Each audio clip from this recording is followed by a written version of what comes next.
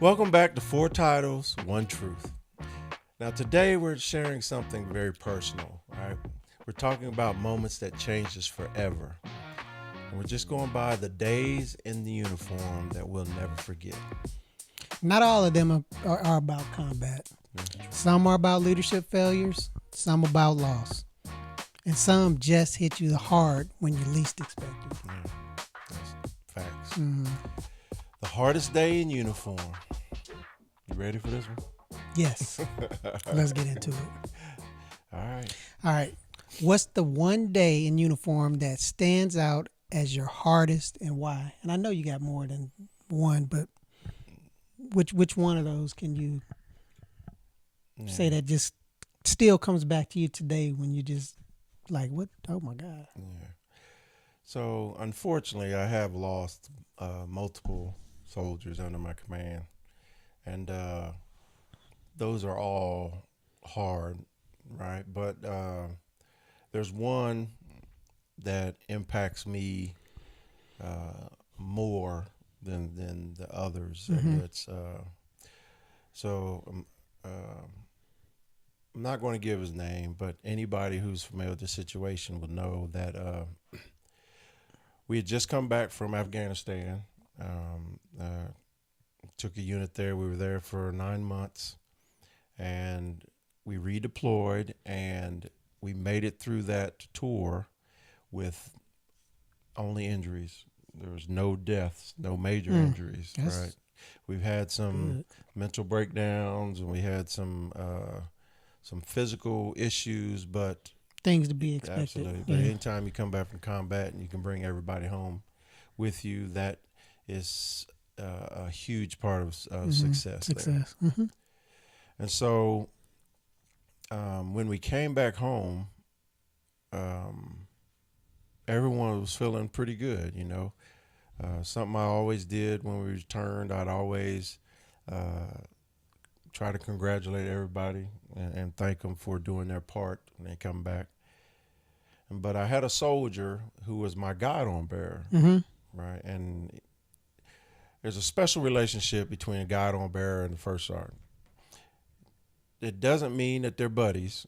It just means that's the first person I see in I see formation you every dealing day. with every. Yeah. It's the one I selected to be it because that I thought they were good soldiers and Mm-hmm. capable of maintaining. And the guide on is the flag that It's like a represents your reward to unit. be Absolutely, it's an honor. an All right, honor. Okay. and the goal is to pick good people, right, Mm-hmm. that represent you, and by default, he we you become you have conversations with them that you don't get to have with everyday soldiers. He was a specialist, and PFC and then specialist, and you get to know them a little bit because you ask them questions, and trust me, you get to know them way more than they get to know you because you're the one directing the questions most time because Right. they're still concerned about their rank difference and all that good Know the stuff. change. Absolutely. Yep.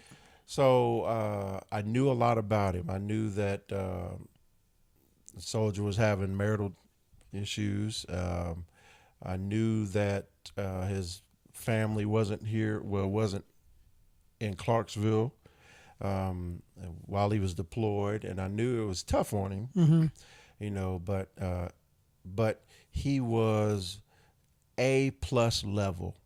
He's a comms guy, Okay. right? And he was A+ level, meaning every convoy we went on, if he checked your stuff, had nothing to All worry right. about. It You was know on what I'm saying? point. He was on Absolutely, point with all this absolutely. stuff. And All he right. was a hard worker. And so we got back. We come off of block leave, and shortly thereafter, he was killed in a motorcycle accident. Yeah. And so losing a soldier, like I said, is anybody who doesn't take that as a failure. Um, I just honestly believe that they aren't committed to the job. Mm-hmm. That's my belief. And the fact that he um, died on a motorcycle accident is one thing.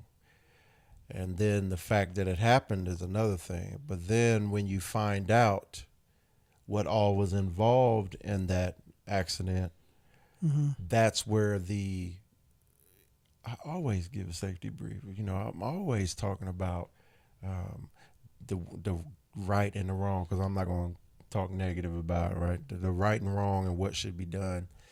And there were some actions that were made that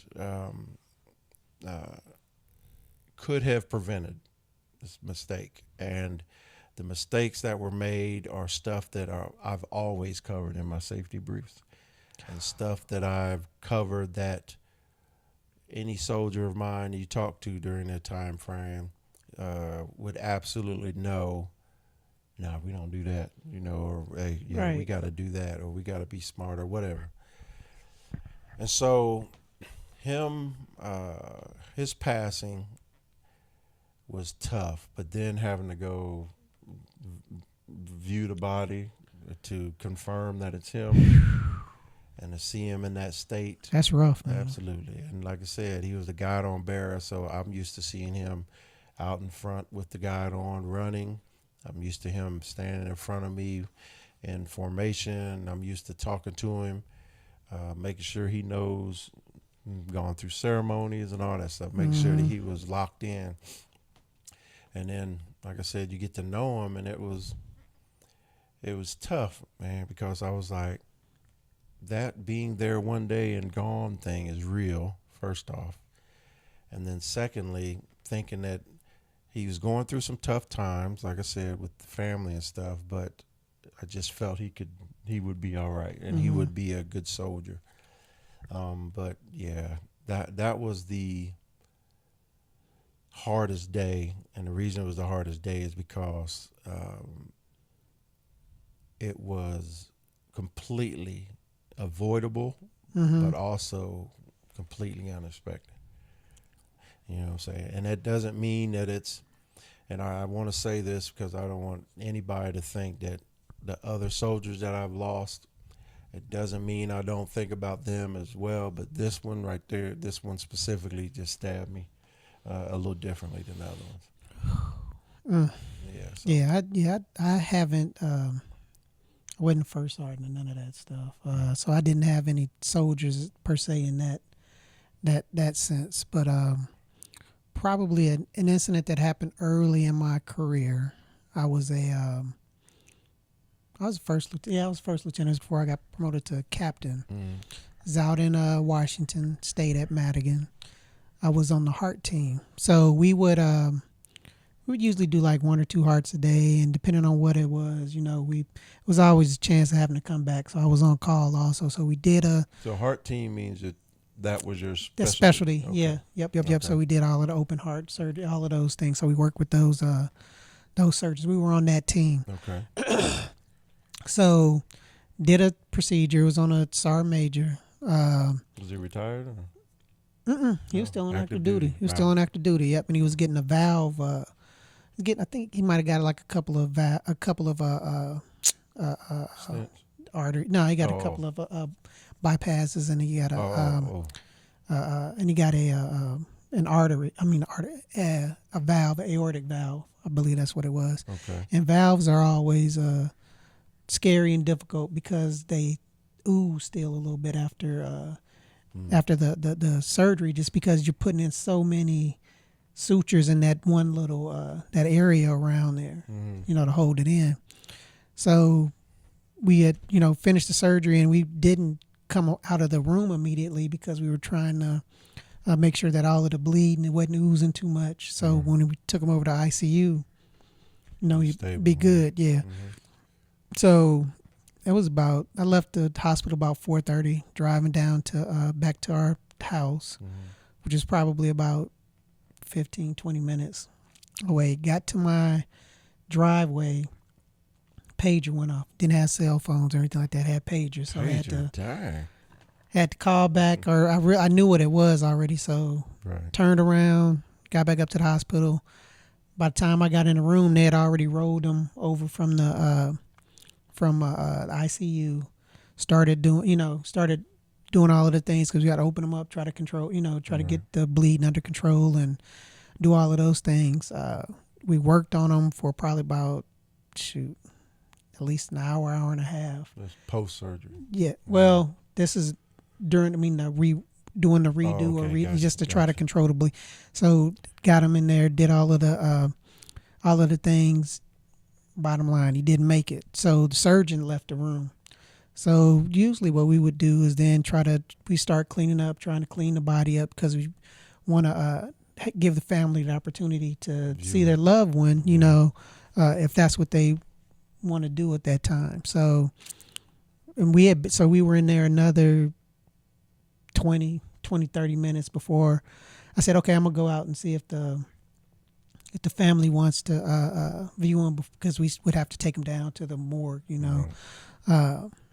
So they said, oh, okay. So a resident was in there, the anesthesia guy was in there still, and tech that was in the room with me was in there. So I said, I'm gonna go out and see, if they want to see him, so we know that we need to move him to the family room that we had. So I go out to the waiting room and like I'm looking for Miss, and I kind of knew it was already because it was a group of them, and they were, some of them were crying, and so I was thinking, okay, the surgeon had been out here already, let them know what happened. So I go to the wife, and it was two daughters. I mean, and they were all older. I mean, they were grown, and I said, would you all like to see your husband? They was like, is he back in ICU? I was like, no, he passed. And the mom just started, she was bawling. The one daughter started yelling at me, like, nobody's come out and talked to us. Nobody said anything.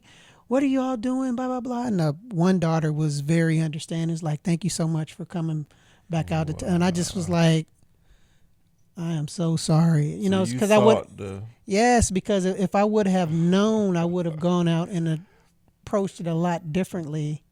Right.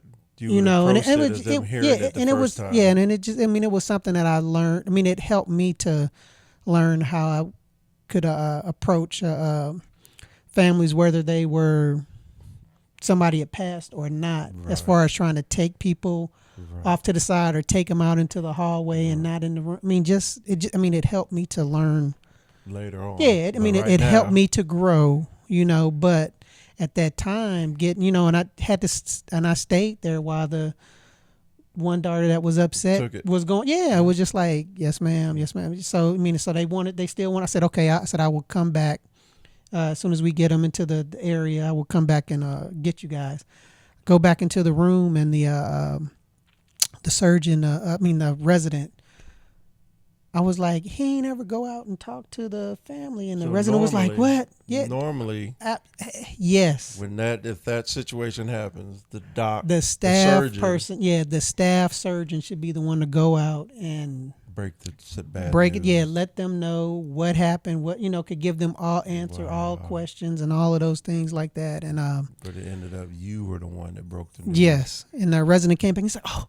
He didn't go. I was like, no. He said, do you want him? I said, I talked to him. I said, you can go out there if you want to. I said, I already told me, and they already know. So we're going to take them and get them over here to the thing. So that was, and at the time it didn't, I was more hurt and embarrassed that I had to let somebody know that their father, husband, passed, and especially that you weren't prepared for manner, then that leads me anything. Me to my next question then.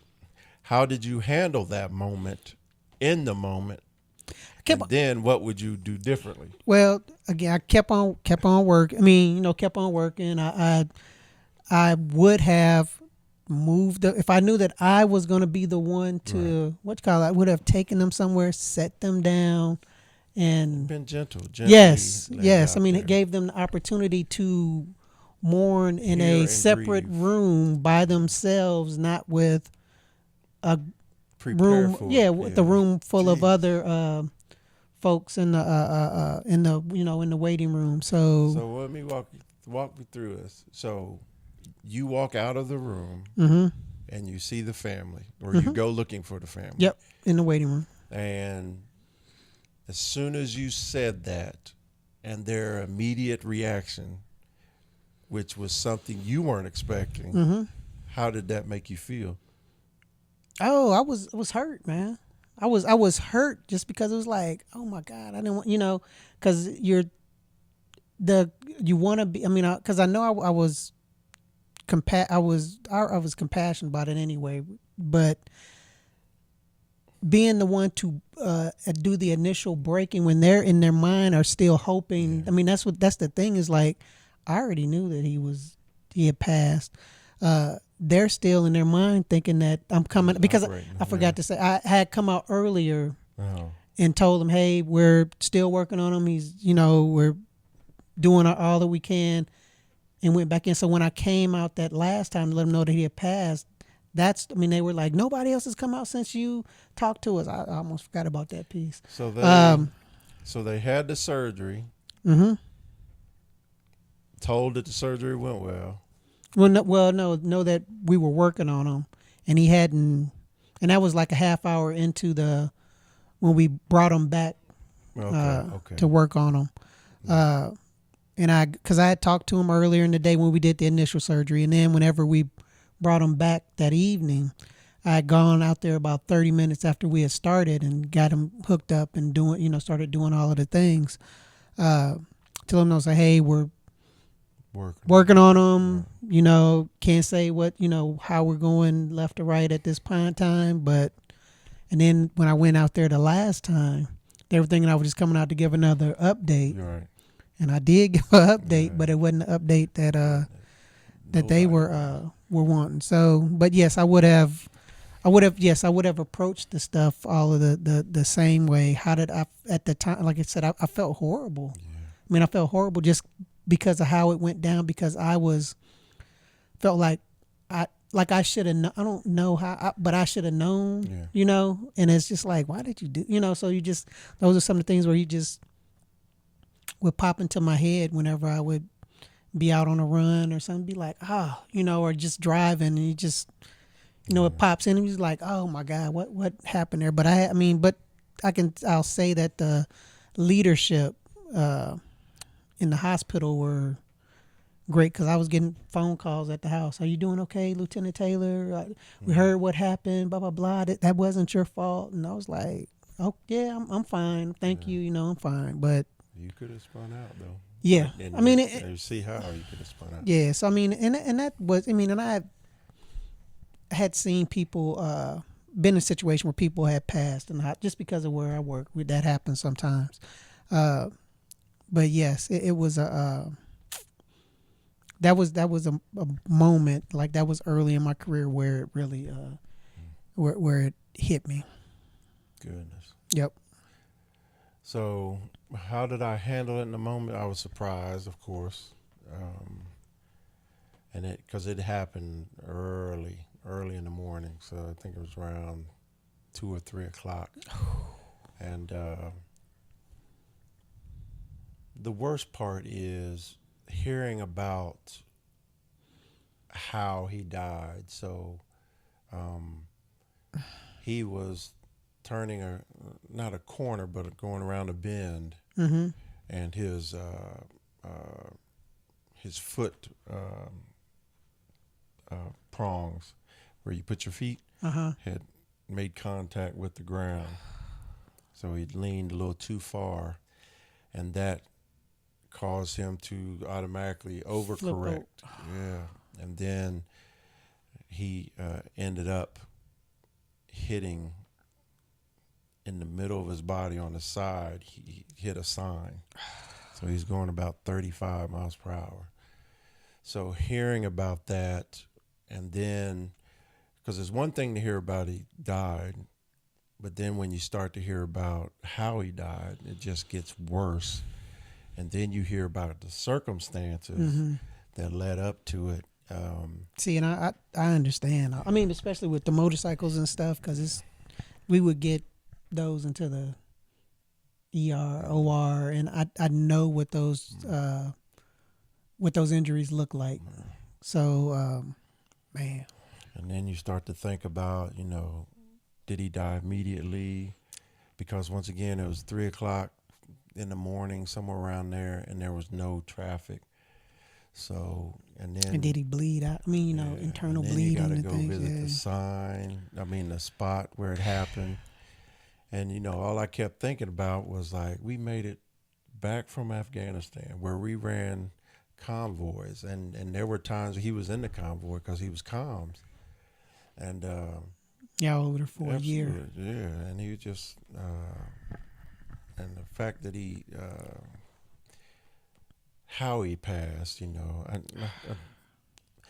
unfortunately, I have to say, so there was alcohol. So it was a group of people in my unit that went. They went bike riding, right? They went riding for a crew, and they ended up going to a couple bars or whatever. And then they went over this one soldier's house where they were going to stay, and they were supposed to stay all night. Mm-hmm. But for some reason, the soldier got up in the middle of the night and started riding his bike back home. Yeah, so I feel that's why I'm not going to say his name, but I had to put that out there. But you know, and just finding out all the details, it's just like, oh my gosh, right? And so the second part is you get phone calls from family, and the family was in California, and as a leader, you can't have those conversations because there Can't are give them all the people details. that are supposed to handle those conversations. And so this is the first time I ever lost somebody, and I was trying to be compassionate and towards the family. And it's not like I gave out any wrong information. It's just that You can only give them so much. absolutely, and You can go into you detail. can't go faster than the person who's supposed to give them the Yeah. info. So The that casualty caused, assistance, folks. absolutely. Yeah. So that caused a scene. So it was a cluster times a cluster times a cluster. In other words, a mess. What would I have done differently looking back? What could you have done differently though in that situation? Because you gave them the. I mean, you would put out the information to Yeah. the But masses. But I did consider, right? So I felt at that time that I should have said, "Hey, I'm serious about the drinking." I don't know how I could have said it more seriously. Motorcycle driving. To be honest, what changed in me from then, or not what changed, but the only thing I came to a conclusion that I could do different was just more safety briefs, more conversation with the soldier who's standing with who I spent the most time close to in the unit, because he's my guide on all through Afghanistan. I feel that maybe I should have had a little more direct conversations with him, and like, hey, you're representing the unit, representing me, blah, blah, blah. But the sad part is I know I must have said that at some point, and I don't remember now. But and the worst part is you can't mourn, right? Because you have to be strong for everybody else. And so you have to accept it, and of course you mourn within yourself, and you try to lead your unit through it. But you're so busy checking on everybody else that Well, you're not sure about checking on yourself because or, your or job, talking to, you're constantly absolutely. burying, which is going to hit you whenever you. Yeah. and it did hit me a little later, but it's just it was tough.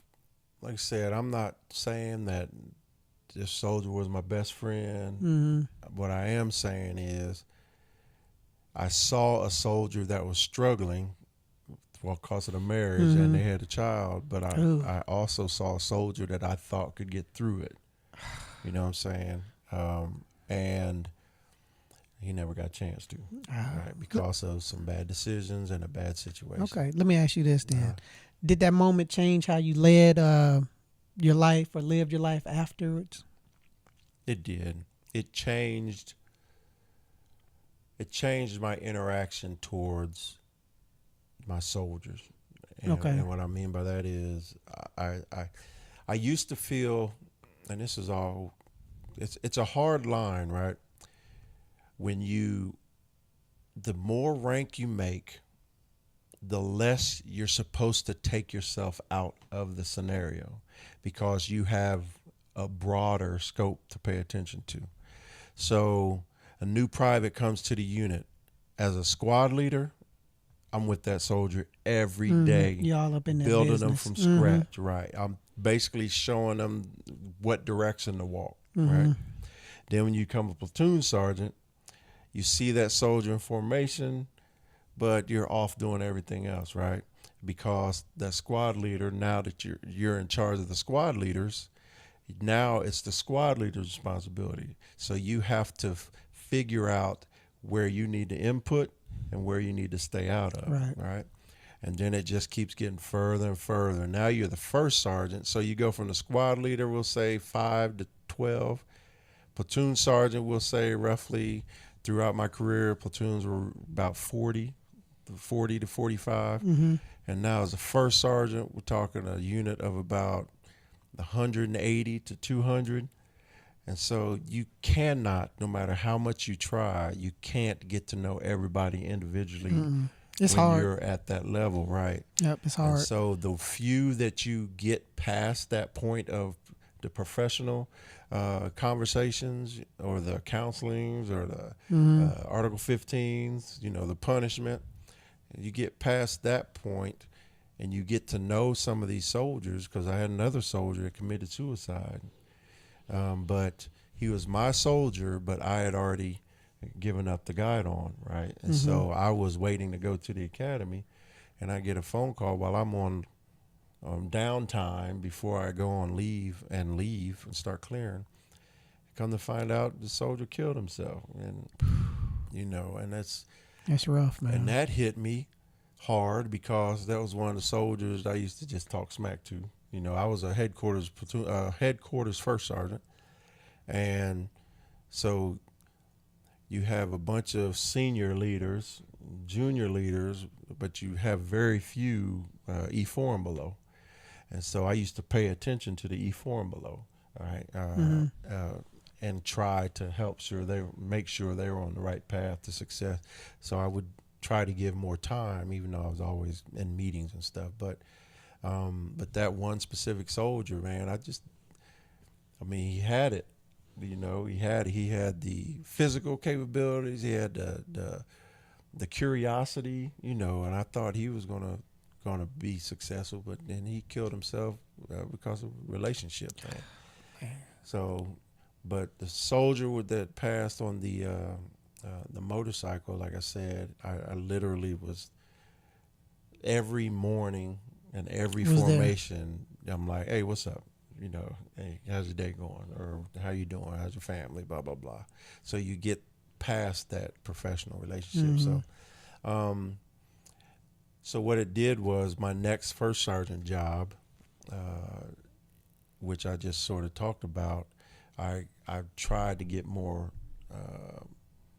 to purposely get more involved with the lower enlisted, to the point to where I used to have a E4 and below count a monthly sit down with E4 and below and just try to give some basic leadership and just have conversations to try to do that, but just to get to know them more and just try to, because we said it before, the whole point of the military is trying to get all these personalities, all these different experiences, and try to get them somewhat in the middle so that they can learn from each other, grow from each other, but the bottom line, effectively accomplish the mission. Right. So you have to give them something to believe in. You have to give them something to dream about, right? And it's a complicated recipe that you have to come up with. And yes, there's step-by-step things that you can do when it comes to counseling and all that stuff, and preparing them for the future. But it also takes time, and, and commitment from the leadership in order for those soldiers to develop. So it just it made me stop paying as much attention as I was. It changed the way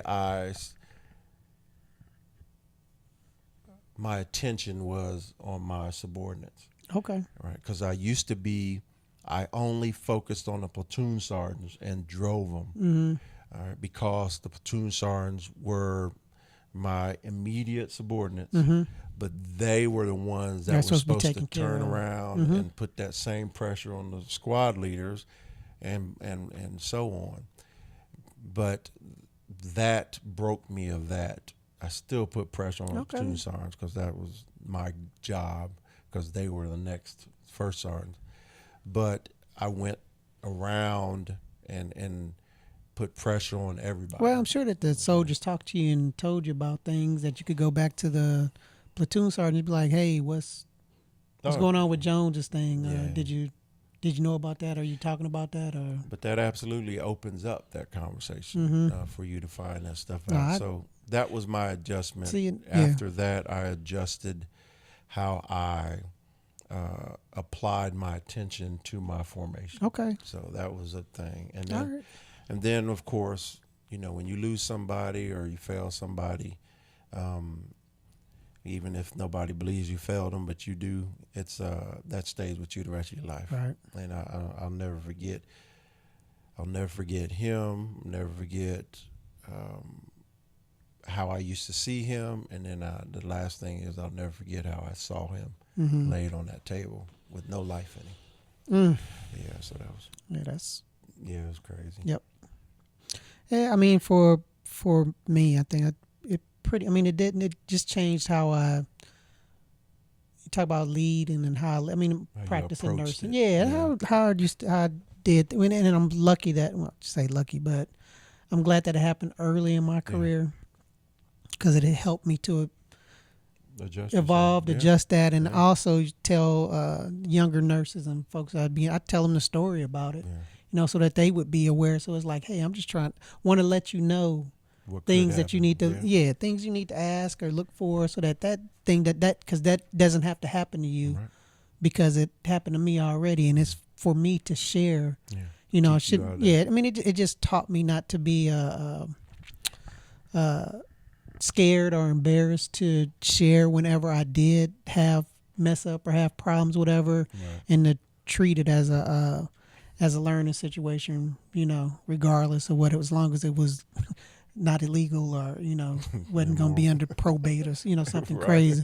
But yeah, I think that not as, didn't have any situations that were as deep as where I had somebody passing, but it would just be different things as far as like, when you're in charge and you're leading and stuff, where it's like, man, did I do right by that person? That still to this day will come up and it's like, did I handle that situation correctly, at that time? But yeah, it's good. It happens, and then it's just how you adjust and how you move on afterwards. Yeah, and I'll tell you this. I was very hard on my soldiers coming up, and there were absolutely a lot of times where soldiers didn't get it, and the reason I was so hard on them is because I always felt that the sooner you learned that there are consequences for your actions, both positive and negative, the sooner that you learn that, the sooner that you're able to actually move through life smartly, and that was I held people accountable. That's what some folks have to learn. And learn accountability, how to learn. They have to learn that. Some folks do. Some people will fight you tooth and nail, and the pressure that brings on when you hold people accountable to the same standard, everybody, that forces you to walk that same line, because you can't be a bulldog, a believable bulldog. And what I mean by bulldog, I mean somebody who's really paying attention and trying to develop your soldiers in a certain way. You can't be that if you're not walking that same line, and that's more stress. You right? can't be a do as I say, not as I do. Absolutely, Yeah. you out there walking around drunk, but then when your soldier does it, you writing them up, So it's just things like that. Yeah. So what did that day teach you about resilience, leadership, or failure? Yes, all of the above. So I mean, resilience is always just Yeah, bounce back. bouncing back from it, and the leadership piece was help. I mean, just Being aware help of the start being situation. aware, Yeah. the communication piece of it, Yeah. seeing how important that is, and I mean, communication is important in every section piece of life. Period. Right. You got to be able to communicate, and then just failure, seeing what The what result. should have been, how something should have gone Yeah. down, and being able to take that failure and try to turn it into a positive, throughout my career, as far as trying to teach more and not be afraid to share failures and things that have happened to me, or things that I have done to try to make my soldiers better. Yeah. And that's the whole goal, is like, I don't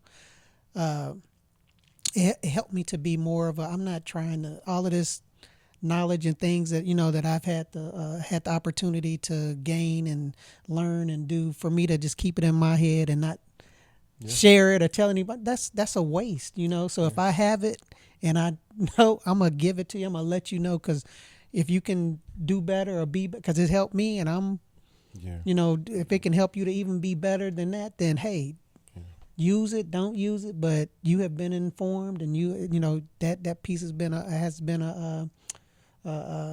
given to you. So I'm gonna tell you this.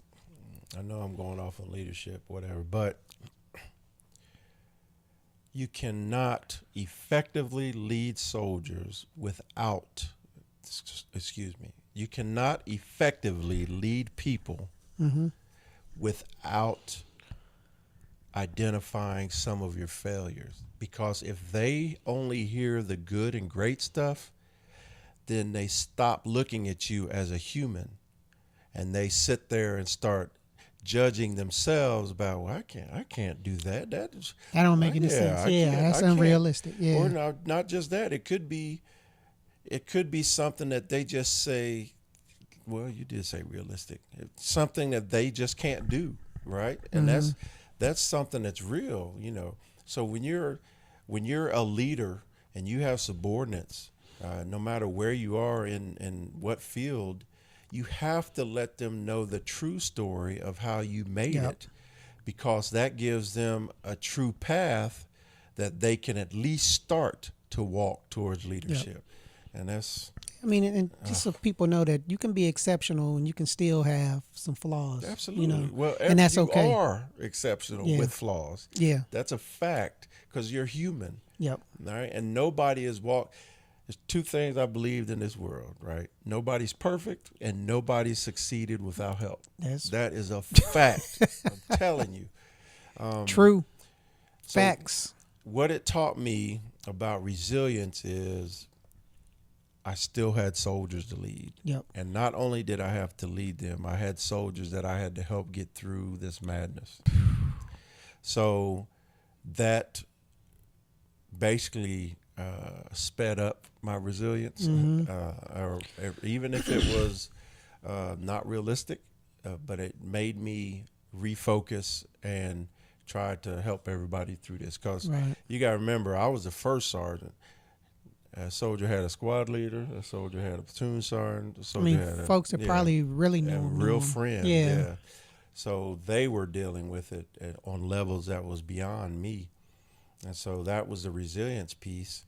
And when it comes to leadership, like I said, the one confidence I took away from that is I know and I knew that when it came to safety briefing and when it came to motorcycles specifically, there's not a person in that unit that didn't know my stance on that, on what safe looked like, and I was less bothered because I was confident it was more of a decision they made versus not knowing.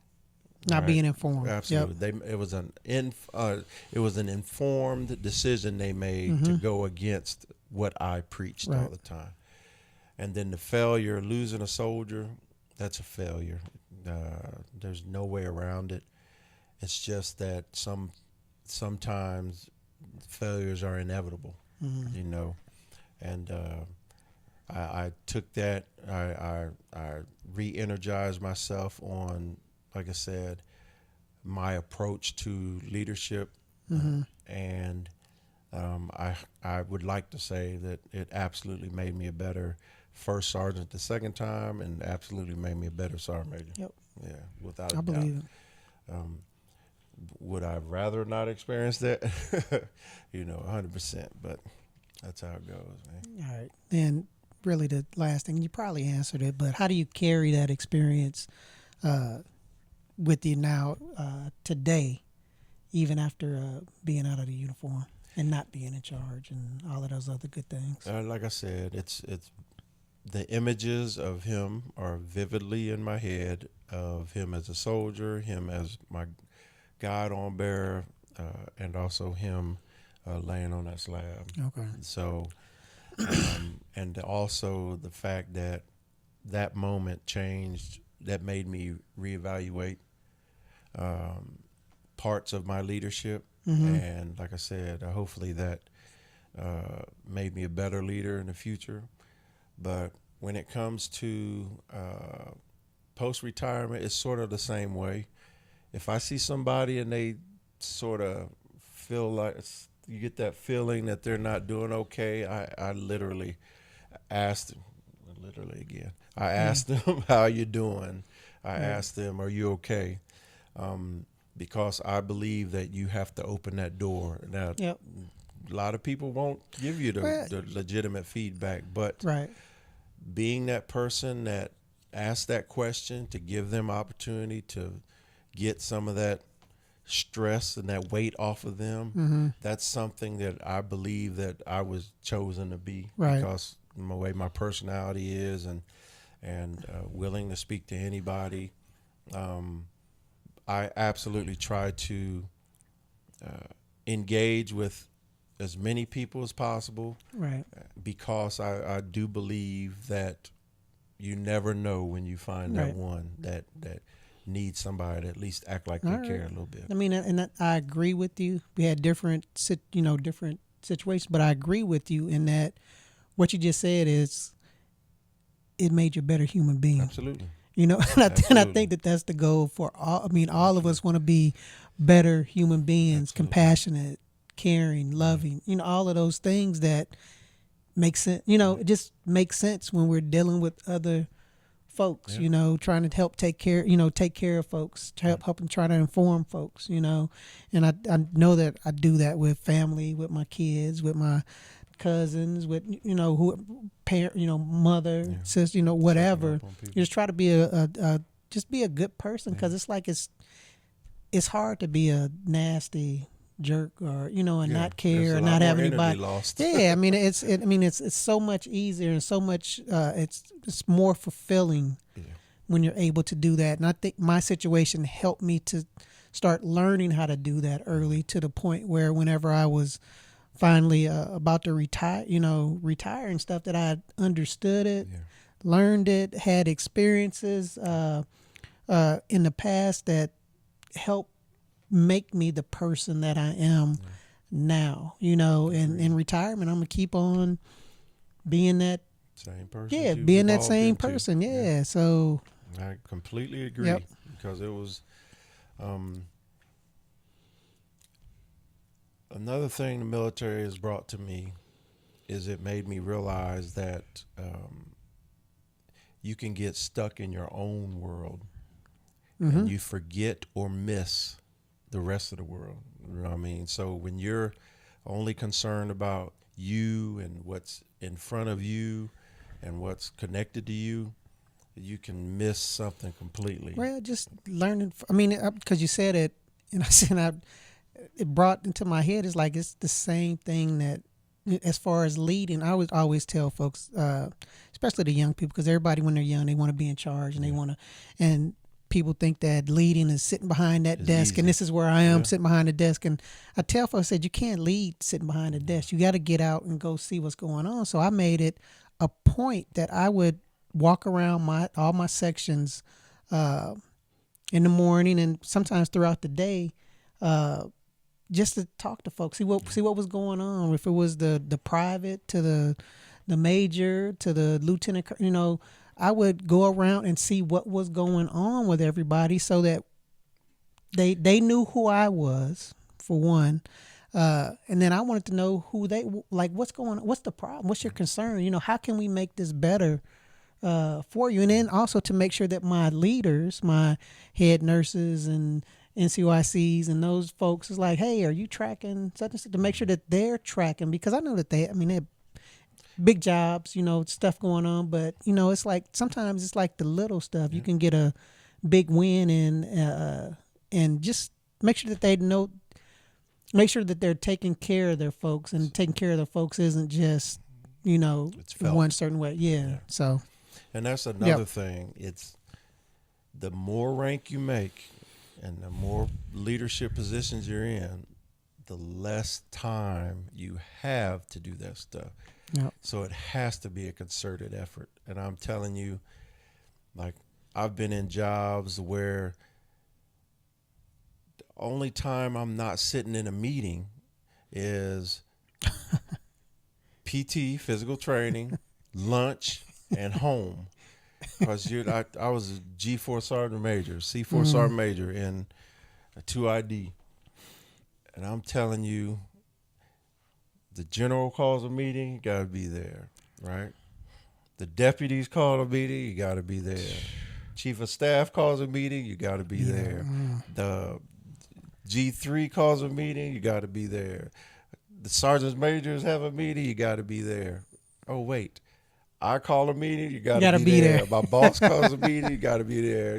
My colonel called a meeting. It's just, it's so easy to get caught up in your world. Your world. Yep. Absolutely. Your requirements, right? Your duties. But finding time and making time, it's like impossible, but somehow you have to try to figure it out. Yeah, you got to. And then you got to hope that your subordinates understand that you're not always around, and understand and that's where the flow of knowledge and of leadership, you just hope that flows down to where in a perfect world, the squad leader, right, that first level of leadership is being talked to, coached, and mentored and developed in a way that the message is getting to the newest soldiers, so that they have an idea, so that they're not going through the ranks confused and having to learn that stuff all over again. Yep. And it's oh my gosh, it is a mother sucker. I'll say that. And I, just in closing, some days stay with you, and honestly, they should. Yep. Because that's where growth comes from. Absolutely. Your worst day should hopefully help you to not ever be in that situation or that scenario that's again. So true. Yeah. And if you're still out there in the fight, just know you're not alone. You're not by yourself. 100%. Hard days don't last, but the lessons do. Yeah. So you need to make sure that you're using them, use them for good, And learning them. and learning from them. Yep. Yeah. And we don't mean us old heads. We're talking about your peers are going through the same thing you are. Yep. So talk to them. And I'm telling you, as a sergeant major, the biggest thing that we used to try to do is we used to try to get peers in the NCO world to communicate with each other, get to know somebody of the same rank in a different unit, different platoon, blah blah blah. Because they're having Because the same. yeah, absolutely, you start to same see you have problems. the same situations, and you can help coach and mentor each other. So just something. But thanks for joining us for this one. This was literally from our hearts. And hit that subscribe button and let your friends know that this podcast exists. It exists, y'all. Also, follow us on Instagram and watch our podcast on our YouTube channel at 4 Titles, 1 Truth. We will be back Yes, we will. to keep the conversation going, y'all. So join us. All right. Holla. Peace.